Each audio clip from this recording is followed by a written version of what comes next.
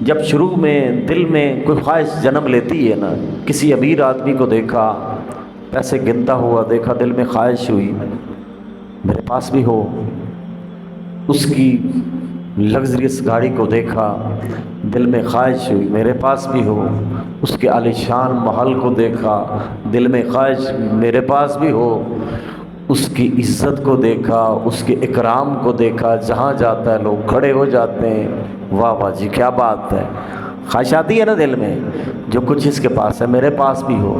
یہاں تک تو بات ٹھیک ہے، یہاں تک تو بات ٹھیک ہے، خواہش آئی آپ نے کوشش کی، اللہ کا فضل تلاش کیا، کاروبار کیا، محنت کی اور رب نے نوازا، اچھی بات ہے، حرام نہیں ہے۔ یہی خواہش سے جب طلب بنتی ہے تو طالب بندہ پھر ایک ہی چیز کا رہتا ہے۔ عشق بڑا غیرت مند ہے، یہ اپنے سوا کسی کی طرف دیکھنے نہیں دیتا۔ اگر عشق الہ کا ہونا تو پھر دھیان نہیں جاتا،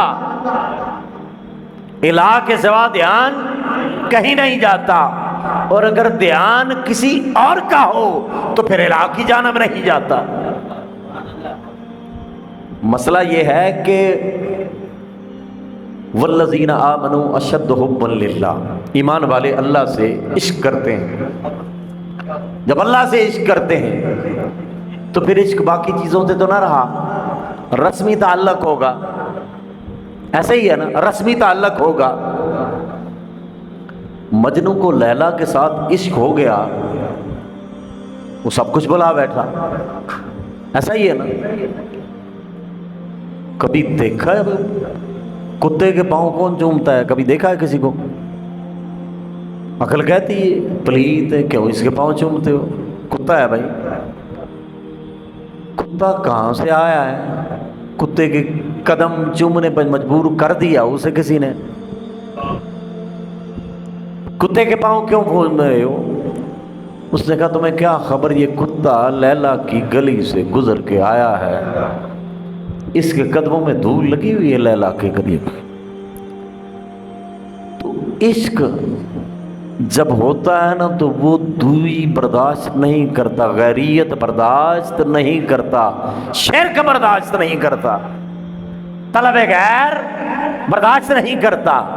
اور جب طلب غیر کی ہو، نام اس کا ہو، طلب غیر کی ہو، نام الہ کا ہو، تو پھر سکون نہیں آتا، قرار نہیں آتا۔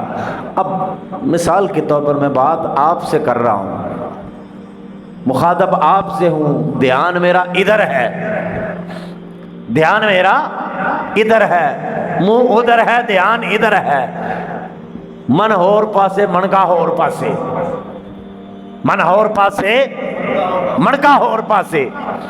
تو بات یہ ہے کہ جدھر من ہے ادھر من کا ہے، اور اگر من کے ساتھ من کا جڑے گا تو مسئلہ حل ہوگا، اور جب تک من کے ساتھ من کا نہ جڑا اس وقت تک یہ ٹکریں رہ جاتی ہیں۔ دھیان دفتر میں ہے، دھیان دکان پہ ہے، دھیان کاروبار میں ہے، دھیان اولاد میں ہے، ادھر مسجد میں ہے، تو تجھے کیا خبر اس میں نشہ کیا ہے، نماز سے ملتا کیا ہے؟ تو نے پڑھی ہو تو پتہ چلے،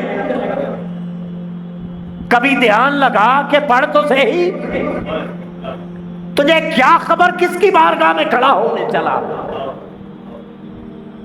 حضور تاجدار کائنات کی سنت، صحابہ کرام کی، حضور کی آل کی سنت کہ جب نماز پہ کھڑے ہوتے صحابہ، حضور کی آل نماز پہ کھڑی ہوتی، کب کبھی تاری ہو رہی ہے، آنکھوں سے آنسو چل رہے ہیں، اور اتنی گریہ ازاری کا عالم ہے جیسے کوئی مجرم کھڑا ہو گیا ہے نماز ہے نماز، یوں لگتا ہے مجرم عدالت میں آ کھڑا ہوا ہے۔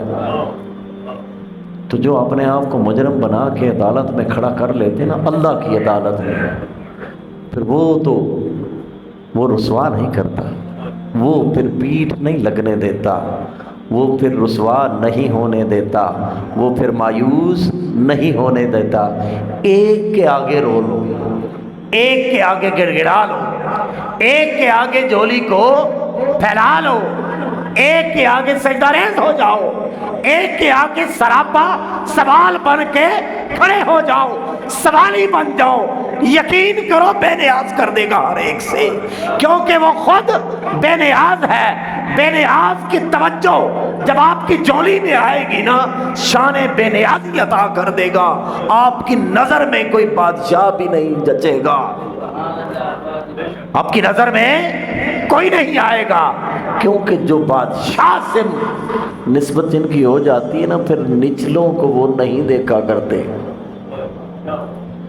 تو میں گزارش یہ کر رہا تھا کہ رج نہیں ہوتا بندے کا، رج نہیں ہوتا۔ ایک روٹی کھائیں یا آدھی کھائیں، خواہش نفس اتنی ہے کہ دیگ سامنے ہو۔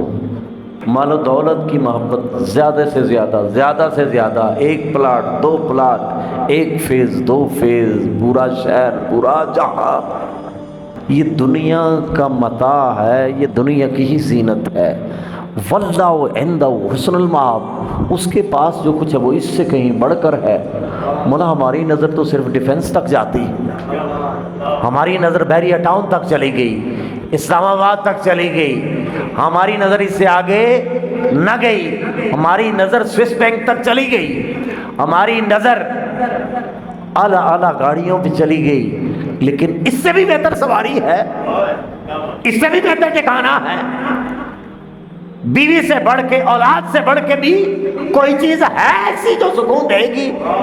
یہ ساری خواہشات ڈیکوریٹڈ ہیں۔ اب یہ آزمائش ہے۔ حضور کی اولاد بھی تھی، ایسے ہی ہے نا۔